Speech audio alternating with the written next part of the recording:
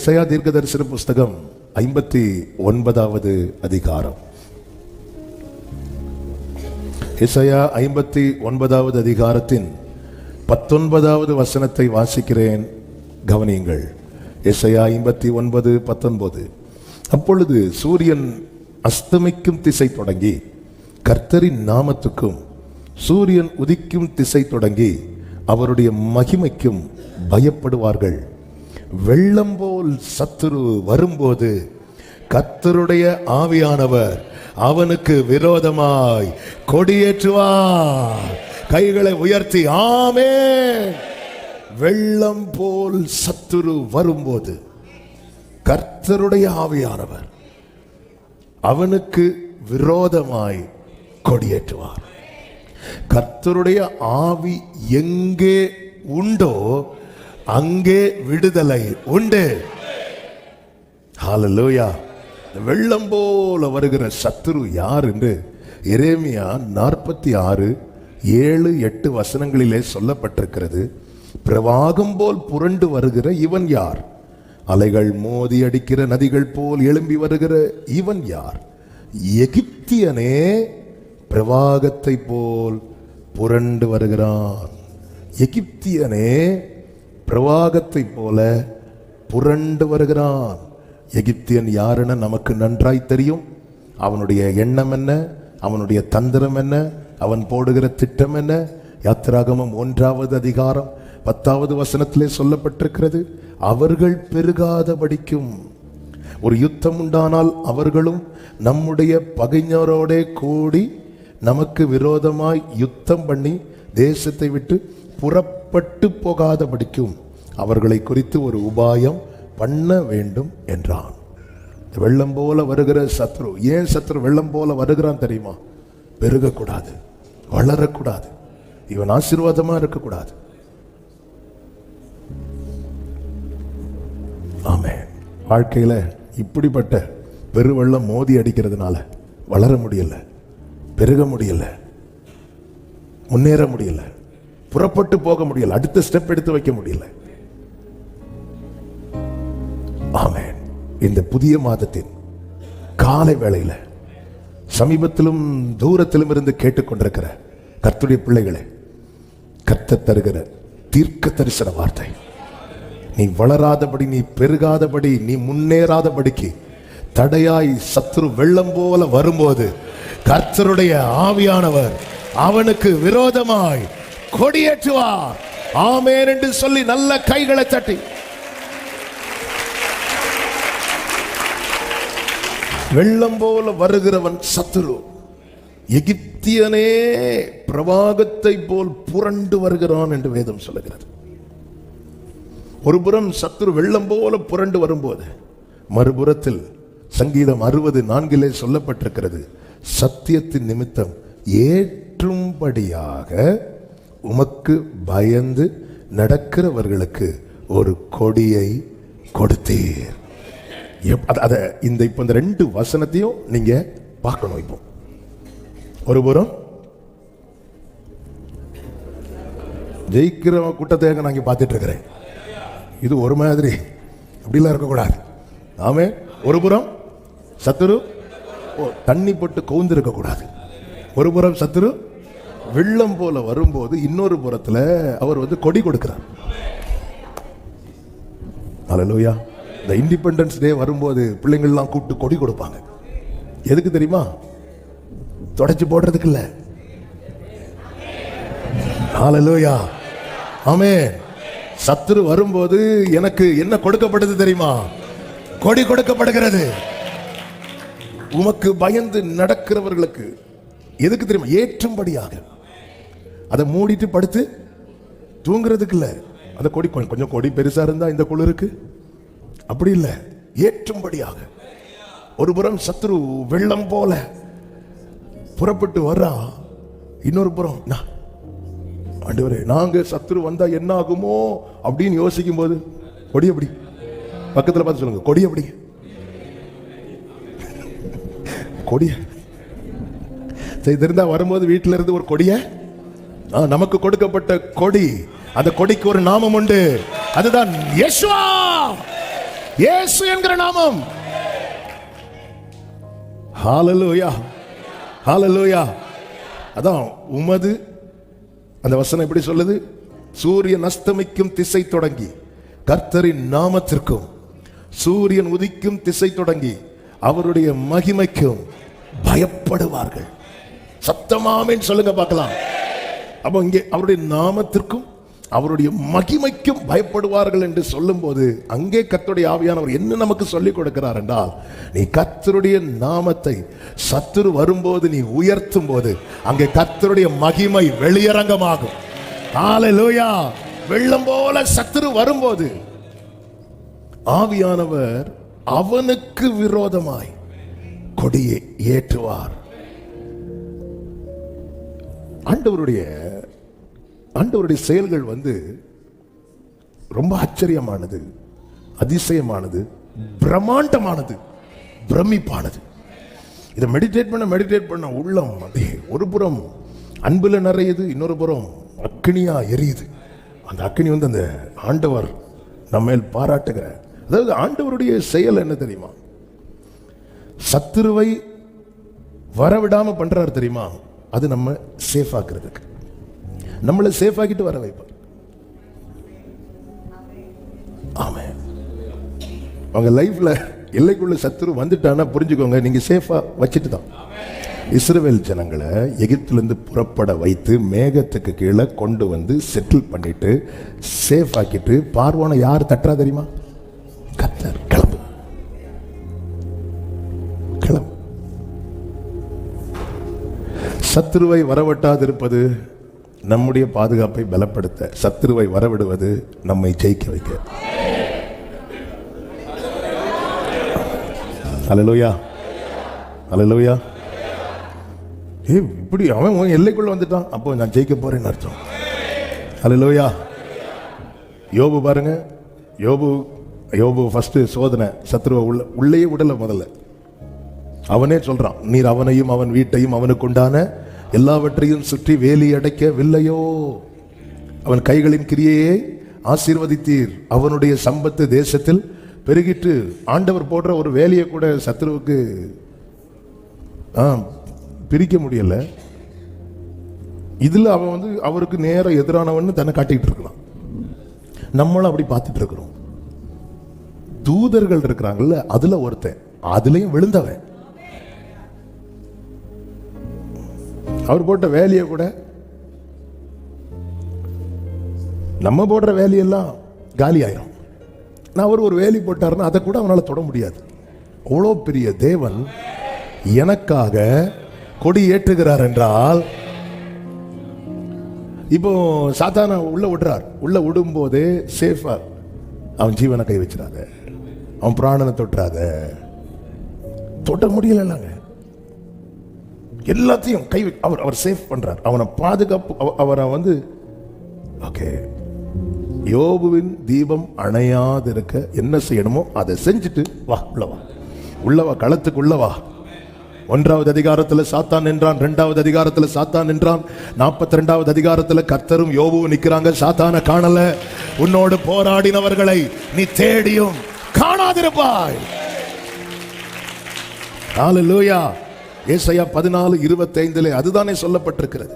அசீரியனை என் தேசத்திலே முறித்து என் மலைகளின் மேல் அவனை மிதித்து போடுவேன். என் தேசத்திலே, அப்போ கொண்டு வரார் உள்ள, என் மலைகளின் மேல் உள்ள கொண்டு வரார். அப்பொழுது அவனுடைய நுகம் அவர்கள் மேலிருந்து விலகி அவனுடைய சுமை அவர்கள் தோளிலிருந்து நீக்கும். ஆமென்.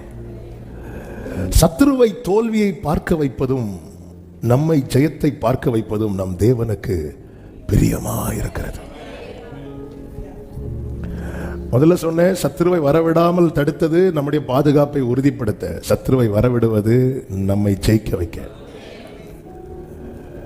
இரண்டாவது, சத்துருவை தோல்வியை பார்க்க வைப்பதும் நம்மை ஜெயத்தை பார்க்க வைப்பதும் நம் தேவனுக்கு பிரியமா இருக்கிறது. ஆமென். ஏங்க பெற்றோரே, உங்களுக்கு எது பிரியம்? உங்க பிள்ளை ஜெயிக்கிறது தானே பிடிக்கும்.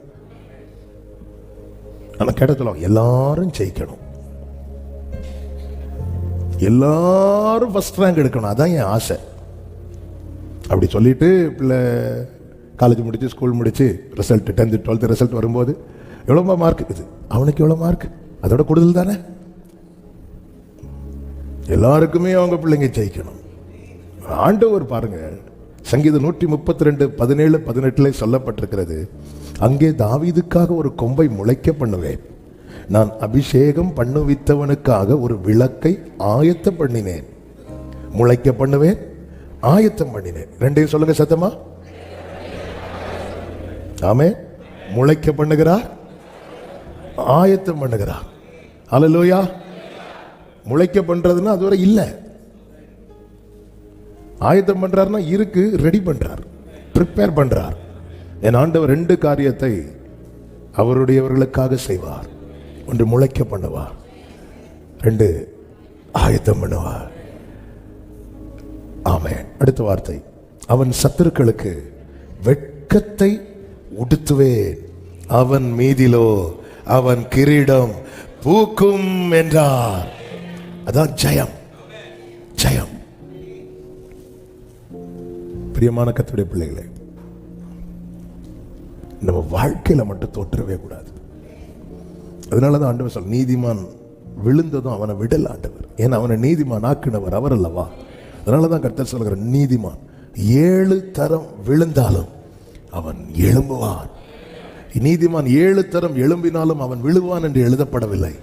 பைபிள் எப்பவுமே நம்முடைய நம்பிக்கையை எடுக்காது, பைபிள் இல்லாத நம்பிக்கையை நமக்கு கொடுக்கும். ஆமே. அதனாலதான் ஒரு தேவ பிள்ளைக்கு தெரியணும், நிச்சயம் இருக்கணும், என் சத்துருவே எனக்கு விரோதமாய் சந்தோஷப்படாதே, நான் விழுந்தாலும் எழும்புவேன். என்னை எழும்ப பண்ணும் ஆண்டவர் என்னோடு இருப்பதா, நான் எழும்புவேன் அவர் பலத்தால். என் வாழ்வை இடிக்கும் சத்துருவை காட்டிலும் என் வாழ்வை கட்டும் தேவன் பலமுள்ளவர். என் வாழ்வை இடிக்கும் ஆமென்.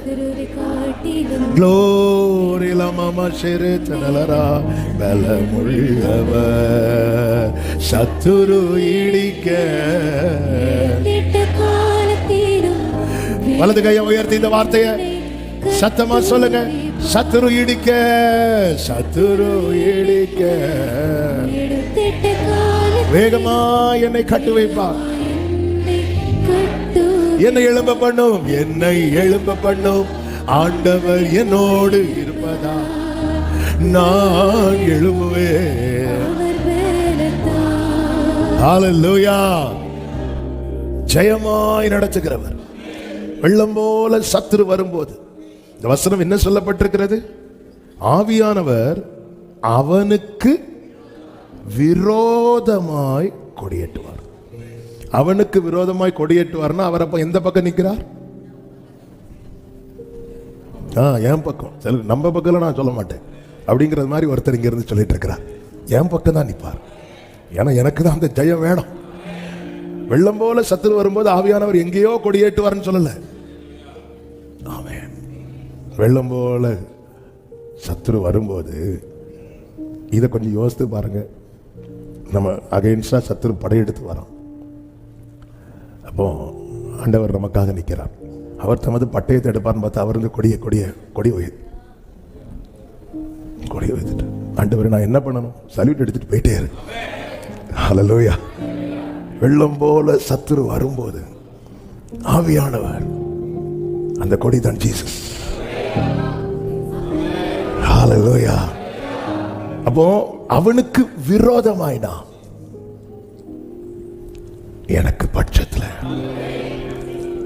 என் பட்சம் நின்று, எல்லாரும் உங்க வலது கையை உயர்த்து, இடது கரத்தை இருதயத்தில் வைத்து இந்த வேர்டை சத்தமா சொல்லணும்.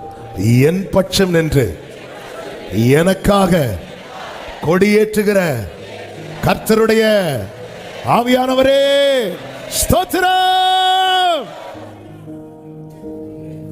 ஹல்லேலூயா. எனவேதான் சங்கீதக்காரன் 118:6 சொல்லுகிறான், கர்த்தர் என் பட்சத்தில் இருக்கிறார், நான் பயப்படேன். மனுஷன் எனக்கு என்ன செய்வார்? கொடி ஏற்றப்படுதுனாலே ஒரு கூட்டத்துக்கு அனுகூலமாகவும் இன்னொரு கூட்டத்துக்கும் எதிரானதாகவும் இருக்கும். எனவேதான் வேதம் தெளிவாய் சொல்லுகிறது, அவனுக்கு விரோதமாய். உன்னை வளர விடக்கூடாதுன்னு நினைச்சான் பாத்தியா, அவனுக்கு விரோதமாய். நீ எழும்ப கூடாதுன்னு நினைச்சான் பாத்தியா, அவனுக்கு விரோதமாய். நீ வாழ்க்கையில அடுத்த ஸ்டெப் எடுத்து வைக்க கூடாதுன்னு நினைச்சான் பாத்தியா, அவனுக்கு விரோதமாய். ஆவியானவர் நம்புறவங்க நல்ல கைகளை தட்டி, அபிஷேகம் பெற்றவங்க அந்நிய பாஷைகளை பேசி, ஓரா பாலா காமா மாரோ ஷேரே மமல ரதனரா ஷேரேலேரே தேனரே. ஹல்லேலூயா, ஹல்லேலூயா, ஹல்லேலூயா. ஆண்டவர் சொல்லுகிறார், நான் உன் பட்சத்திலிருந்து உன்னை கண்ணோக்குவேன். பட்சத்தில் இருக்கிறார். அவனுக்கு விரோதமாய் கொடியேற்றுகிறார். ஆமென். சில வார்த்தைகள்ல ஆண்டவரை பத்தி சில காரியத்தில் சொல்லும் போதே அவ்வளோ பேலன். அதை அடிக்கடி சில வார்த்தையை ரிப்பீட் பண்ணிட்டே இருப்பேன். அதுல ஒன்றுதான், என் ஆண்டவருக்கு தோற்க தெரியாது. ஆமென். என் ஆண்டவருக்கு தோற்க தெரியாது. ஆமென். ஹல்லேலூயா. என் பட்சத்தில் கர்த்தரின் பட்சத்தில் இருக்கிறார் என்பதை அறிவேன். ஹல்லேலூயா. நம்ம என்ன நினைக்கிறோம் தெரியுமா? எல்லைக்குள்ளே சத்துரு கால் வைத்ததும் ஆண்டவர் போயிட்டார்னு நினைச்சிட்டு இருக்கோம். அவர் ஏன் கொண்டு வர? நீ ஜெயிக்கணும், நீ ஜெயிக்கணும். ஹல்லேலூயா. நான் ஜெயிக்கிறத என் அப்பா பார்க்க விரும்புறார். நான் தோக்கிறத அவர் பார்க்க விரும்பல. சத்துரு நான் தோற்பதை பார்க்க விரும்புகிறான். கர்த்தர் நான் ஜெயிக்கிறதை பார்க்க விரும்புகிறார். நான் ஜெயிக்கிறதை பார்க்க விரும்புகிறவர் எங்கேயோ இருந்து பார்க்கவில்லை, என் எல்லைக்குள்ளே எனக்குள்ளே இருக்கின்ற என்னேசு என்றும் பெரியவரே. நான் அறியாததும்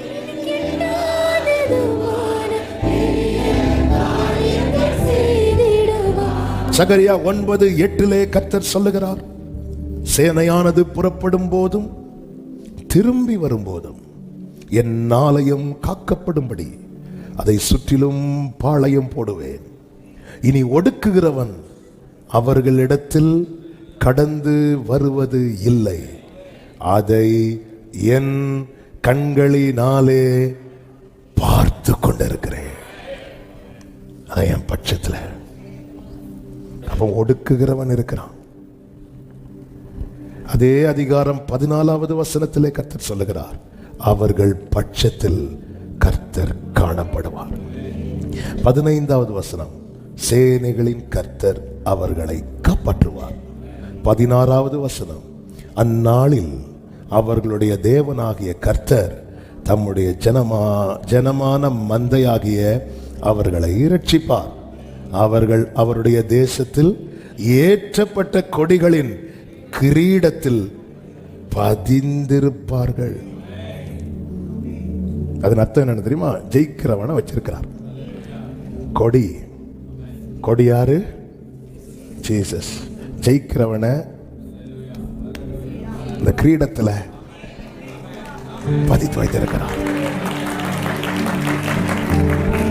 இந்த வேர்டை ஆவியானவர் என்னை இப்படி எழுத வைத்தார், இங்கே ஜெயத்தை தந்து அங்கே கிரீடமாய் வைத்திருக்கிறார்.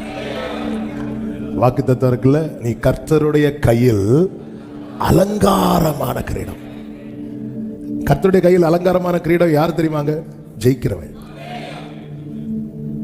எப்படி ஜெயம் கிடைக்குது? அவர்கள் பட்சத்தில். என் எல்லைக்குள் கர்த்தர் இருந்தால் நான் ஜெயிச்சிட்டேன். நான் ஜெயிக்க போறேன் இல்ல, நான் ஜெயிச்சிட்டேன். ஆமென்.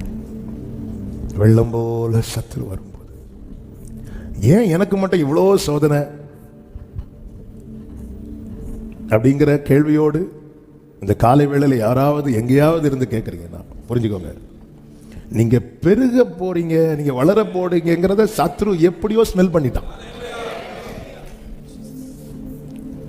எப்படியோ ஸ்மெல் பண்ண. அப்படிதானங்க இருக்கு. அப்போஸ்தலர் நடவடிக்கைகள் 7வது அதிகாரம்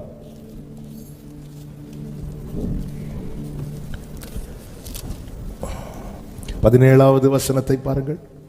ஆபிரகாமுக்கு தேவன் ஆணையிட்டு அருளின வாக்குத்தத்தம் நிறைவேறும் காலம் சமீபித்த போது யோசேப்பை அறியாத வேறொரு ராஜா தோன்றின காலம் அளவும் ஜனங்கள் எகிப்திலே.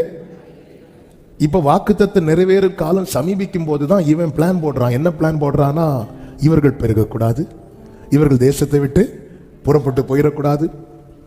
ஏதோ ஒன்று ஸ்மெல் பண்ணிட்டான். யாரு? சத்ரு. ஆனா ஜனங்க இன்னும் ஸ்மெல் பண்ணல. கேட்டா கோல்டா. சத்ருவுக்கு தெரியுது, சபைக்கு தெரிய மாட்டேங்குது. இயேசு யூதருக்கு ராஜா பிறந்ததை ஏரோது ஸ்மெல் பண்ணிட்டான். ஆனா யோசேப்பு படுத்து,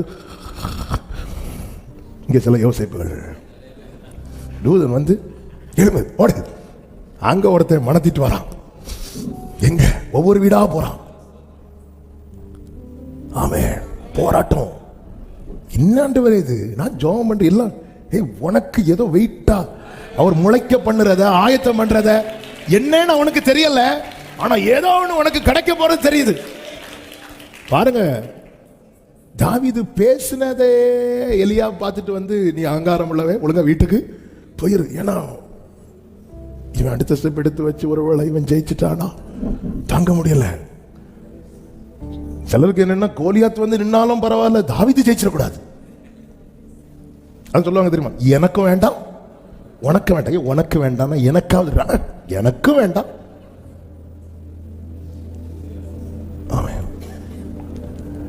நீ பாஸ் ஆயிட்டேன்னா நானும் பாஸ் ஆகணும், நான் பாஸ் ஆயிட்டேன்னா நீ ஃபெயில் ஆகணும்.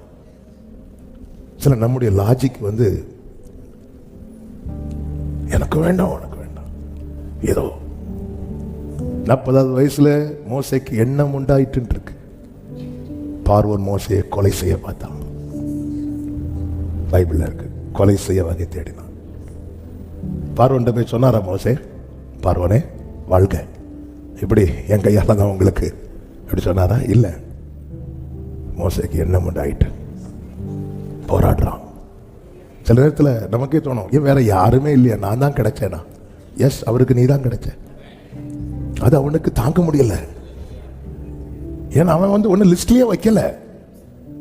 அவன் வேற ஏதோ பெருசா பார்த்துட்டு இருக்கும் போது, அவர் காட்டுல ஆட்டுக்கு பின்னாடி ஒரு குச்சியை வச்சு மேய்ச்சிட்டு இருக்கிறவனை தூக்கி கொண்டு வந்து, நீ என் தாசன், என் தாசனை நான் கண்டுபிடித்தேன், என் இருதயத்துக்கு ஏற்றவன் அப்படின்னு சொல்லி அவர் எடுத்ததை அவனால என்ன செய்ய முடியல, ஜீரணிக்கவே முடியல.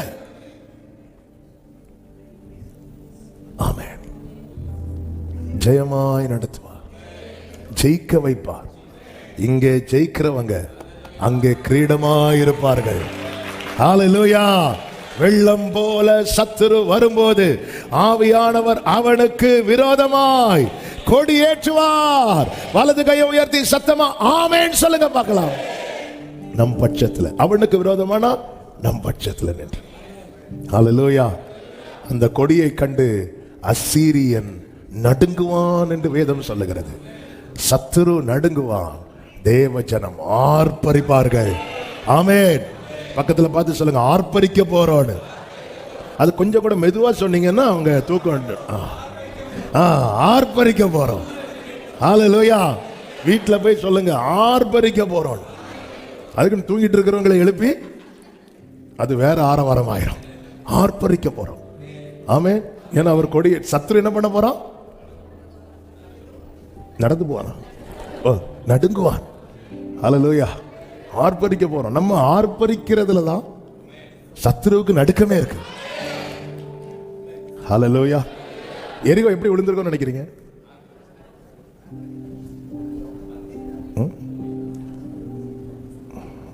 சும்மா சொல்லுங்க, ஆர்ப்பரிச்சா எப்படி விழும்?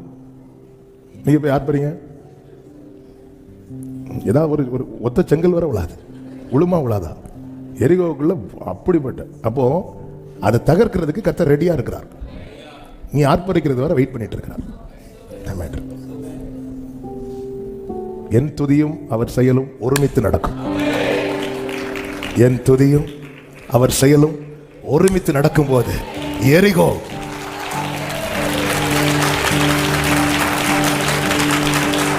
இந்த மாதத்துல எத்தனை பேர் நம்பி சொல்ல போறீங்க? என் துதியும் அவர் செயலும் ஒருமித்து நடக்கும். என் ஜெபமோ அவர் செயலோ ஒருமித்து நடக்கும்.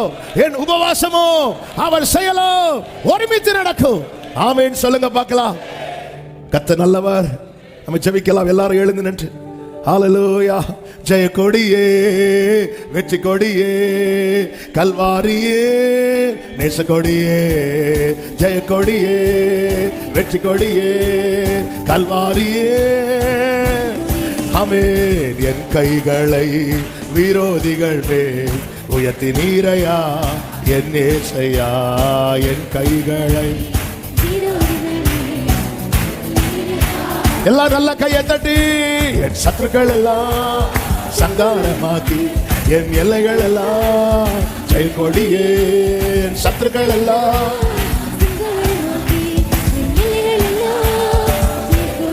ஆமென். ஜெய கொடியே, வெற்றி கொடியே, கல்வாரியே, நேச கொடியே.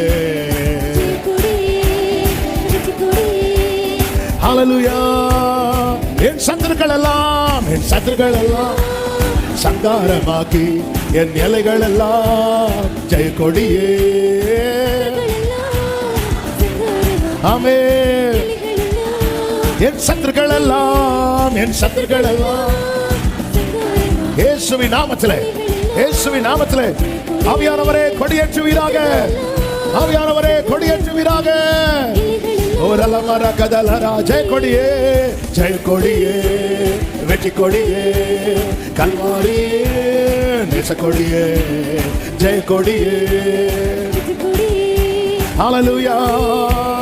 என் சத்துருக்கள் எல்லாம் சங்காரமாக்கி ஆமென். க்ளோரி. ஹல்லேலூயா.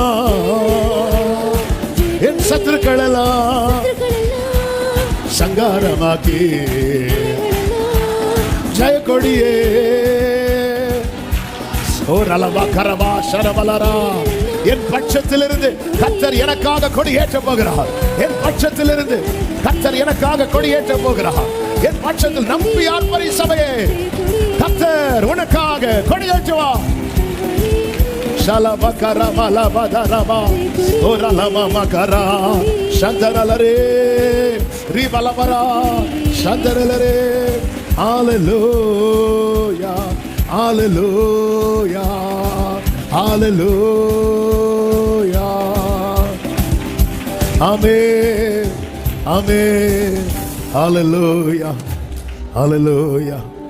வலது கரத்தை அப்படியே உயர்த்தி இடது கரத்தை இதயத்தில் வைத்து உம்மைத்தான் நான் நம்பியிருக்கேன். அற்புதங்கள் எனக்கு செய்யுங்கப்பா.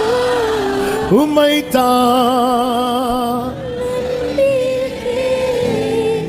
அற்புதங்கள் எனக்கு செய்யுங்கப்பா. பரிசுத்த பிதாவே, நல்ல தகப்பனே, நன்றியோடு உம்மை துதிக்கிறோம், ஸ்தோத்திரிக்கிறோம். கிருபையா இந்த புதிய மாதத்தை காண செய்து உங்க சமூகத்தில் கொண்டு வந்து நன்றியோடு உம்மை துதிக்க மகிமைப்படுத்த கிருபை செய்த அன்புக்காய் நன்றி. ஆண்டவரே, இந்த காலை வேளையிலே எங்களுக்கான ரேமாவை நீங்க கிருபையாய் தந்தீங்க. எங்க பட்சத்துல யாரும் இல்லைன்னு நினைச்சு கலங்கணும். ஆனா இன்னைக்கு தெளிவா பேசிட்டீங்க. எங்கள் பட்சத்துல இருந்து எங்களுக்காகவும் சத்ருவுக்கு விரோதமாகவும் நீர் கொடியேற்றுகிற தேவன், நீர் கொடியேற்றுகிற தேவன். நன்றி ஆண்டவரே. ஒவ்வொருடைய வாழ்க்கையிலும் அப்படியே ஆவதாக ஜெயத்தை சுதந்தரிக்க, ஜெயமாய் முன் செல்ல பிள்ளைகளுக்கு கர்த்தர் அனுக்கிரகம் செய்யும்படி ஜெபிக்கிறேன். ஆசீர்வாதமாய் நன்மையாய் இருப்பதாக வேண்டிய சுகம், பலன், கிருபைகள், பாதுகாவல் எல்லாவற்றையும் கொடுத்து காத்துக்கோங்கப்பா. இந்த இயற்கை மாற்றத்தினால எந்த பாதிப்போ பலவீனம் ஒருவரையும் தொடாதபடி காத்துக்கொள்ளும். விசேஷமா சிறு பிள்ளைகளை காத்துக்கோங்க ஆண்டவர். பலவீனத்தோடு இருக்கிறவர்களுக்கு பலனை கொடுத்து காத்துக்கோங்க. வாலிபர்களை காத்துக்கோங்க. பெரியவர்கள், முதியவர்கள் எல்லாரையும் பாதுகாத்துக் கொள்வீராக. வெளியூர்களிலே, வெளிநாடுகளில் இருக்கிற பிள்ளைகளுக்காகவும் செபிக்கிறோம். கிருபையாய் பாதுகாத்து ஆசீர்வதியும். போக்கிலும் வரத்திலும் கிருபையாய் காத்துக்கொள்ளும். கையின் கிரியைகளை உறுதிப்படுத்தி ஆசீர்வதிங்க. வேலை இல்லாதவர்களுக்கு வாசல்கள் திறக்கப்படுகிற மாதமாய் இருப்பதாக. மற்றும் என்னென்ன காரியத்துக்கு காத்திருக்கிறார்களோ ஒவ்வொரு காரியங்களையும் கர்த்தர் வாய்க்க பண்ணுவீராக. ஆவியானவரே, அப்பா, தோத்துட்டேனேன்னு, வாழ்க்கையில தோத்துட்டேனேன்னு, உங்களை உங்களை நம்புற பிள்ளைங்க யாருமே சொல்லக்கூடாதுப்பா, கர்த்தர் ஆளுகை செய்வீராக, கர்த்தர் ஆளுகை செய்வீராக. நீர் ஆட்கொண்டு நடத்தும்படி செபிக்கிறோம். தேவ சமாதான கிருபை ஒவ்வொருவரையும் ஆட்கொள்ளட்டும். திருப்தி அடைந்து மீதம் எடுக்கத்தக்க கர்த்தர் ஆசீர்வதிங்க. இந்த மாதம் சபையில் நடக்கிற எல்லா ஜெபங்கள், ஆராதனைகளையும், எல்லா ஊழியங்களையும் பொறுப்படுத்திக் கொள்வீராக. தேசத்தை பாதுகாத்து ஆசீர்வதிப்பீராக. சேதங்களுக்கு விலக்கி கிருபையாய் காப்பீராக. உங்க வல்ல கரங்களில் அர்ப்பணிக்கிறோம். மகிமை, கனம், துதி, ஸ்தோத்திரம் அனைத்தும் ஒருவருக்கே செலுத்துகிறோம். இரட்சகர் இயேசு கிறிஸ்துவின் நாமத்தில் பிதாவே, ஆமென். சேர்ந்து சொல்லுவோம். என் ஆத்துமாவே கர்த்தரை ஸ்தோத்திரி, என் முழு உள்ளமே அவருடைய பரிசுத்த நாமத்தை ஸ்தோத்திரி. என் ஆத்துமாவே கர்த்தரை ஸ்தோத்திரி, கர்த்தர் செய்த சகல உபகாரங்களை மறவாதே. ஆமென். நம்முடைய கர்த்தராகிய இயேசு கிறிஸ்துவின் கிருபை, பிதாவாகிய தேவனுடைய அன்பும், பரிசுத்த ஆவியானவருடைய ஐக்கியமும் சிநேகமும் பாதுகாவலும் நம் அனைவரோடும் எல்லா பரிசுத்தவான்களோடு கூட கர்த்தருடைய வருகை மட்டும் தங்கி இருப்பதாக. ஆமென். ஹல்லேலூயா. God bless you. கர்த்தர் உங்களை ஆசீர்வதிப்பாராக. ஆமென்.